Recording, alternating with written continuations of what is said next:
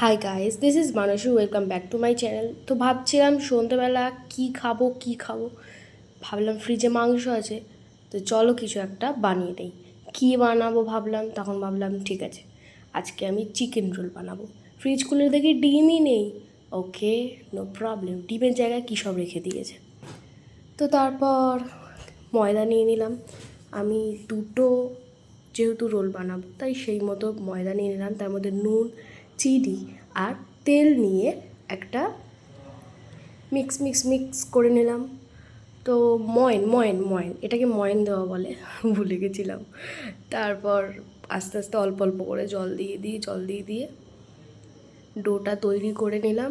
Do তৈরি করার পর 10 মিনিট মতো এটা চাপা দিয়ে রাখতে হবে। এরপর আমি চিকেনগুলোকে ছোটো ছোটো পিস করে কেটে নিলাম। আর তারপর ওর মধ্যে হলুদ, গোলমরিচ গুঁড়ো, নুন, শুকনো লঙ্কা গুঁড়ো, জিরে গুঁড়ো, সর্ষের তেল আর অল্প পরিমাণ মতো সয়া সস, কারণ নুন দিয়েছি সেই পরিমাণ মতো সয়া সস আর দই দিয়ে ভালো করে মিক্স করে নিলাম। এরপর তেলে বসিয়ে দিলাম।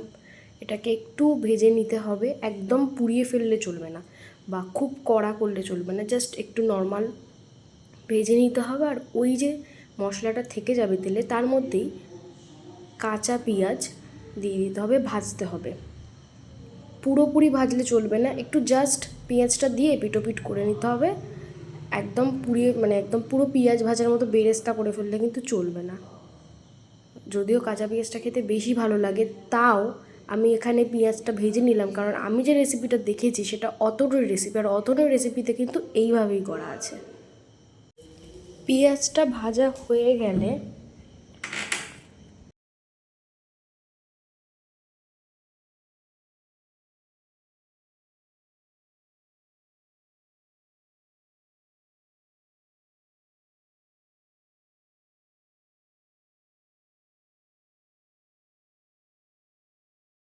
এর মধ্যে নুন আর অল্প একটু কেচাপ দিয়ে ভালো করে মিক্স করে নিতে হবে।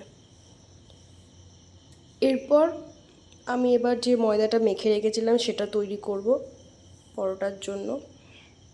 তো তেল দিয়ে যেখানটা বেলবে ভালো করে তেল দিয়ে নেবে, আর যেটা দিয়ে বেলবে বেলুনটাতেও, বেলুনি যেটাকে বলে, সেটাতেও তেল মাখিয়ে নেবে, তাহলে বেলতে একটু সুবিধা হবে। তারপর গোল গোল করে বেলে নিলাম। একদম আমি প্রপার গোল করতে পারি, কিন্তু ময়দাতে গোল করা যায় না, আমার হয় না। কেন হয় না আমি জানি না, এটা একটু হয়েছে। তারপর একটু হালকা করে অল্প তেলে ভাজতে হবে, বেশি তেল দিলে চলবে না, একেবারে চপচপে করে ভাজা যাবে না। তারপর চিকেনগুলোকে দিয়ে, সেই পেঁয়াজগুলোকে দিয়ে, একটু লেবুর রস দিয়ে, চিলি সস আর টমেটো সস দিয়ে রোল করে নিলাম। ব্যাস রেডি। ভালো লাগলে লাইক করো। বাই।